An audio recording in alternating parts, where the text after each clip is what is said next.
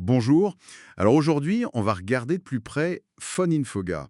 C'est un outil présenté comme assez avancé pour scanner les numéros de téléphone, même à l'international. Oui, bonjour. On va essayer de décortiquer ça en s'appuyant sur les notes, les infos du GitHub et puis les questions qui reviennent souvent. Exactement. L'objectif, c'est de comprendre ce qu'est vraiment Phoninfoga. C'est donc un framework OSINT, c'est ça? Ouais, Renseignements en source ouverte pour les numéros de téléphone. c'est ça. En gros, l'idée, c'est de rassembler des infos.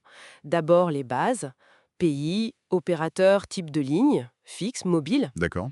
Et ensuite, essayer d'aller plus loin avec différentes techniques pour trouver peut-être le fournisseur VoIP ou une piste vers le propriétaire. Et c'est open source. Oui, et ça, c'est important.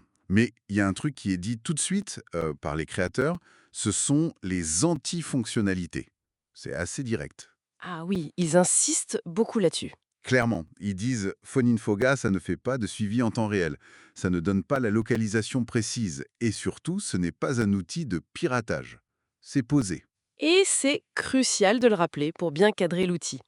Alors concrètement, qu'est-ce qu'il fait Phonifoga? Il commence par les infos de base, comme on disait. Pays, opérateur, type de ligne. Ok. Voilà.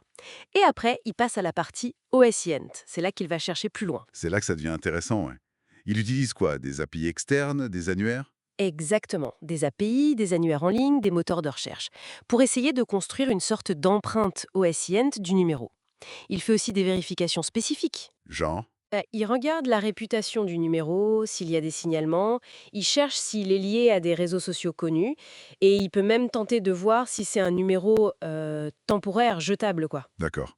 Et comment on l'utilise cet outil Belia? Il y a une interface, quelque chose? Oui, il y a plusieurs façons. Il y a une interface web, une GUI, assez simple à utiliser dans un navigateur. Pratique. Oui. Mais il y a aussi une API REST, pour ceux qui veulent l'intégrer dans des scripts, automatiser des choses, et même des modules Go pour une intégration plus poussée. C'est assez flexible. Donc, techniquement, comment ça s'articule tout ça? Comment il gère ces différentes sources? Alors, le cœur du système, ce sont des scanners. Chaque scanner, c'est un petit module qui va interroger une source externe précise. Une API, une base de données. D'accord. Un scanner par source en gros? C'est l'idée, oui. Et le point vraiment important, c'est la configuration. Loki n'est efficace que si l'utilisateur fournit ses propres clés d'API pour ses services externes. Sans ça, les résultats seront limités. Logique. Et derrière, c'est quelle techno qui fait tourner ça AV? C'est principalement du Go pour le back-end, la logique serveur. C'est un bon choix pour gérer plein de requêtes réseau en même temps, ce qu'il fait avec les scanners. Efficace donc. Oui.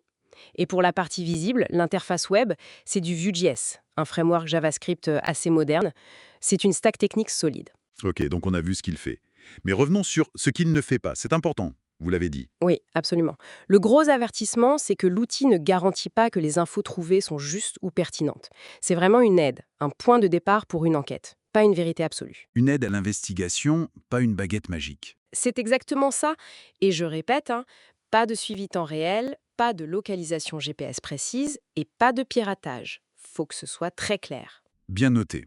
Et le projet en lui-même, il en est où? Il est stable. Oui, il est considéré comme stable, prêt pour la production, et il est sous licence open source, la GNU GPL version 3. Ce qui implique quoi, cette licence? En gros, que tu peux l'utiliser, le modifier, le redistribuer librement, mais si tu distribues une version modifiée, elle doit aussi être open source sous la même licence. Ça encourage le partage. D'accord. Et il y avait une démo en ligne, non? Oui, mais elle a été arrêtée fin 2023. Apparemment, ça coûtait cher à maintenir et ça n'apportait pas tant de valeur par rapport à une installation locale. Donc maintenant, il faut l'installer soi-même. C'était la recommandation, oui. L'installer sur sa machine, utiliser ses propres clés API. C'est comme ça qu'on en tire le meilleur. Et le projet est populaire? Ah oui, très populaire sur GitHub. Plus de 14 000 étoiles, c'est énorme. Il a été lancé par Sundown Dev, mais il y a une vingtaine de contributeurs. C'est un signe de vitalité, ça. Ok. Donc, pour résumer, Phoninfoga, c'est un framework OSINT spécialisé, puissant pour enquêter sur un numéro. Utile pour les pros, les chercheurs, même les curieux. Exactement. Mais toujours garder en tête, c'est une aide. Il faut comprendre ses limites, ces fameuses anti-fonctionnalités, c'est fondamental. Tout à fait. Et ça ouvre une réflexion un peu plus large, non? La disponibilité de ces outils open source. Bah oui, ça pose la question de l'équilibre entre l'utilité pour des enquêtes légitimes et le risque de détournement. C'est toujours le dilemme avec ce genre d'outils puissants. Et puis, la fiabilité dépend aussi énormément des sources externes, j'imagine. Complètement.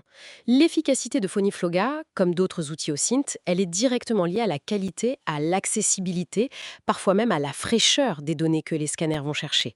Si les sources sont pauvres ou pas à jour, l'outil sera moins pertinent. C'est une dépendance très forte.